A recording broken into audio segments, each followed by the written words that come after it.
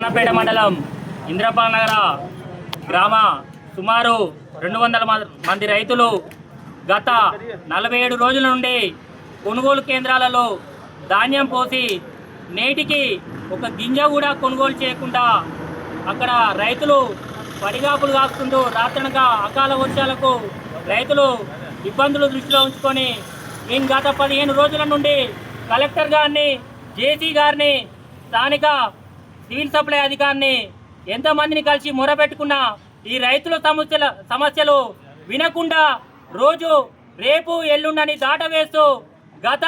47 రోజుల నుండి కొనుగోలు కేంద్రాలలో ధాన్యం అట్నే ఉంచి రాజకీయ నాయకులు ఎంతోమంది సందర్శించి రేపు కొనుగోలు చేస్తాం, ఎల్లుండి కొనుగోలు చేస్తామని కొనుగోలు చేస్తాం మాటలు చెప్పి ఈ నేటికి కానీ ఒక్క బస్తా కూడా కొనుగోలు చేయకుండా సుమారు 50,000 క్వింటాల పైన ధాన్యాన్ని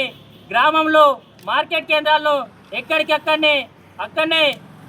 ఉంచి రైతులు ఇబ్బంది దృష్టిలో ఉంచుకొని ఈరోజు కలెక్టర్ ఆధ్వర్యంలో కలెక్టరేట్ కార్యాలయం ముందు ఈ రైతులందరి పక్షాన మేము ధర్నా కార్యక్రమం నిర్వహించడం జరుగుతుంది.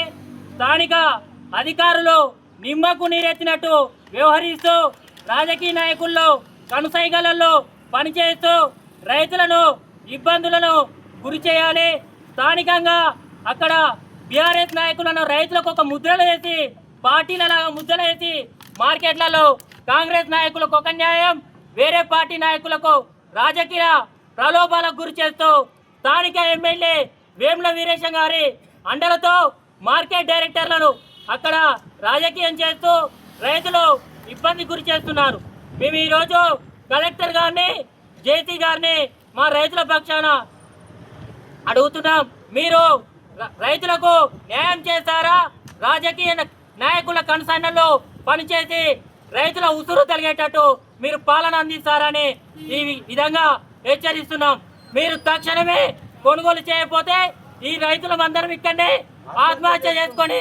ఇక్కడనే చావడానికైనా సిద్ధంగా ఉన్నామని మీ రైతుల పక్షాన కోరుతున్నాం.